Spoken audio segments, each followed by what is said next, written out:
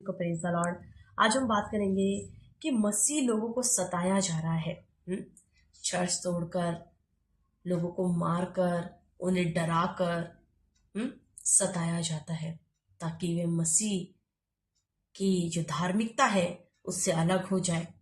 क्योंकि उन्होंने संसार की कामों को छोड़कर, संसार के लोगों को छोड़कर, संसार के लुचपन को छोड़कर यीशु मसीह को अपने जीवन में स्वीकार कर लिया। इसलिए संसार उन्हें जीने नहीं देता और उनसे नफरत करता है और उन्हें सताता है। लेकिन परमेश्वर का वचन कहता है मत्ती 5:10, धन्य है वे जो धार्मिकता के कारण सताए जाते हैं, क्योंकि स्वर्ग का राज्य उन्हीं का है। धन्य है। हालेलुया। लोगों को अनेक कारणों से सताया जाता है, जैसे पाप से, मूर्खता से, बुरी आदतों से। ठीक है, अगर इन कारणों से सताया जाता तो ठीक है, लेकिन केवल उन्हीं को आशीर्वाद मिलता है जिन्हें धार्मिकता के लिए चुना गया हो। 1 पतरस 3:14, यदि तुम धर्म के कारण दुख भी उठाओ तो धन्य हो। क्या लिखा? अगर तुम धर्म के कारण दुख उठाते हो तो तुम धन्य हो, पर लोगों के डराने से मत डरो। लोगों के डराने से मत डरो कि छोड़ दो यीशु मसीह को।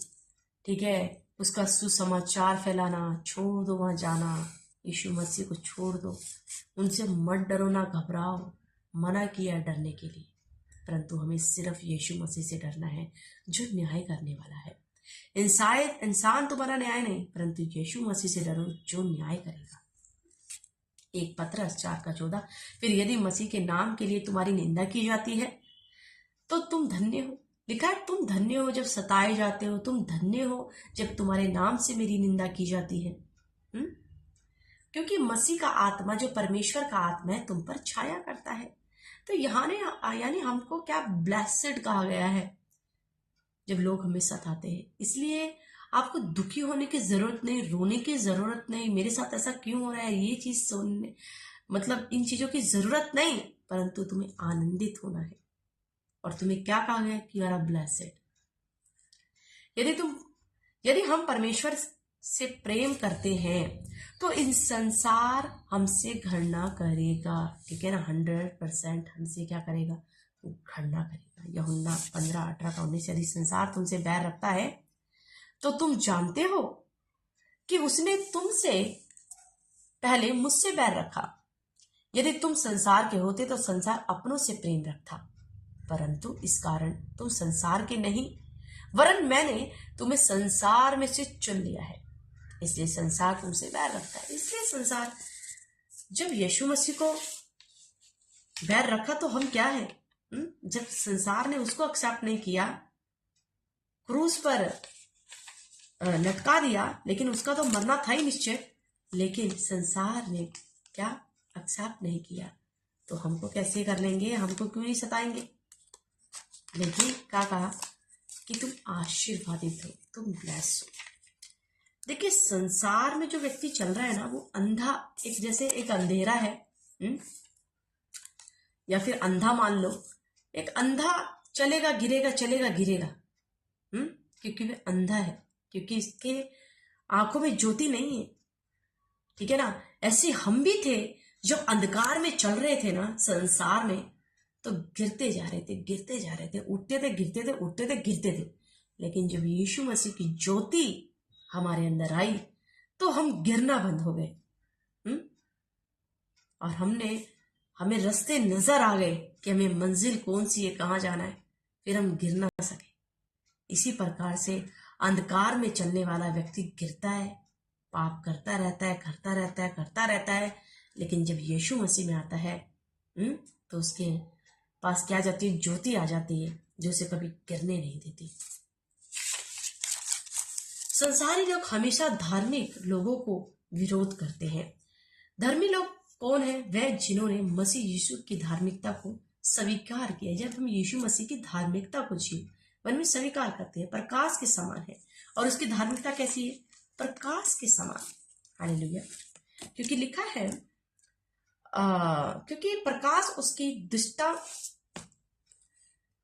को उजागर करता है। यूहन्ना 3:20 में लिखा है क्योंकि जो कोई बुराई करता है वह ज्योति से बैर रखता है। जो कोई बुराई करता है, संसार में क्या है, बुराई, और वह ज्योति से क्या रखता है, बैर, और ज्योति के निकट नहीं आता, और ज्योति के निकट भी नहीं आता। ऐसा ना हो कि उसके कामों पर दोष लगाया जाए। अगर वह निकट आ जाएगा तो उसके कामों पर दोष लगा दिया जाएगा ना, इसलिए वह दूर ही रहता है, अंधकार में, और उसी में लगा रहता है, आनंद करता रहता है, परंतु ज्योति के निकट नहीं आता, ताकि वह क्या ना ठहर जाए, उस पर दोष न लग जाए, दोषी ना ठहर जाए। लेकिन सच्चा धर्मी इस संसार का नहीं, बल्कि स्वर्ग के राज्य के नागरिक हैं, इसलिए संसार के लोग उसे सताते हैं। अगर हम पढ़ते हैं मत्ती 11:12, तो लिखा है, धन्य हो तुम जब मनुष्य मेरे कारण तुम्हारी निंदा करे और सताए, झूठ बोल बोल कर तुम्हारे विरुद्ध में सब प्रकार की बुरी बातें कहें, तब आनंदित और मगन होना, क्योंकि तुम्हारे लिए स्वर्ग में बड़ा फल है। इसलिए कि उन्होंने उन भविष्यवक्ताओं को जो तुम में थे इसी रीति से सताया। उन सभी को ऐसे सताया था, आज आपको भी सता रहे, लेकिन क्या बोला, तुम धन्य हो, तुम मगन और आनंदित होना। हमें मगन और आनंदित होने के लिए बोला है, ना कि रोने के लिए, दुखी होने के लिए। इसलिए मसीह लोगों को सताया जाता है, परंतु वह आनंदित रहते हैं। वे प्रभु को नहीं छोड़ते। उनको लगता है इनको डरा के, इनके कामों को बंद करके क्या वो छोड़ देंगे, नहीं, क्योंकि परमेश्वर की धार्मिकता ऐसी नहीं है कि हम डर जाए। परमेश्वर के प्रेम ऐसा नहीं है कि हम डर जाए, क्योंकि उसने हमें मोड़ ले लिया अपने लहू से। हालेलुया। और इसलिए यीशु का अनुकरण करने वाले प्रत्येक व्यक्ति को अपमान, निंदा, उत्पीड़न सहने के लिए तैयार रहना चाहिए। और जब हम यीशु मसीह को अपने जीवन में स्वीकार करते हैं ना मेरे भाई और बहनों, तो हमें अपमान, निंदा, उत्पीड़न सहने के लिए तैयार पहले से ही रहना चाहिए। क्यों? क्योंकि हमें सताया जाएगा। पौलुस को क्या कम सताया गया था? बहुत ज्यादा। उत्पीड़न होने पर एक विश्वासी को क्या करना चाहिए? आनंदित और प्रसन्न होना चाहिए। क्या करना चाहिए उसे? आनंदित और प्रसन्न होना चाहिए, ना कि डरना चाहिए, ना कि परमेश्वर को छोड़ देना चाहिए, परंतु आनंदित और मगन होना चाहिए।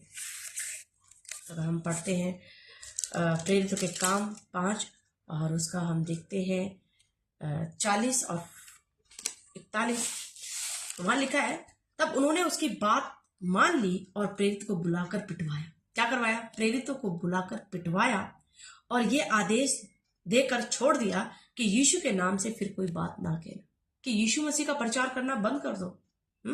उसको पिटवाया।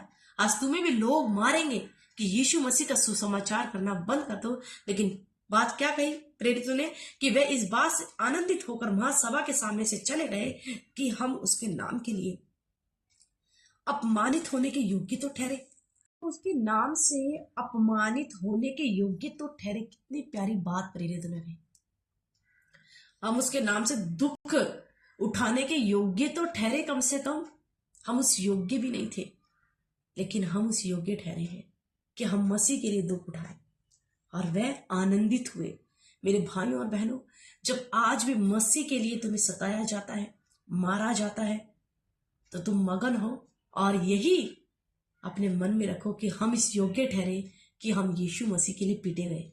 हम इस योग्य ठहरे कि हम उसके नाम की निंदा हम पर हुई, उसके नाम से अपमानित हुए। हम उस योग्य तो ठहरे, हम तो उस योग्य भी नहीं थे, लेकिन परमेश्वर को नहीं छोड़ना।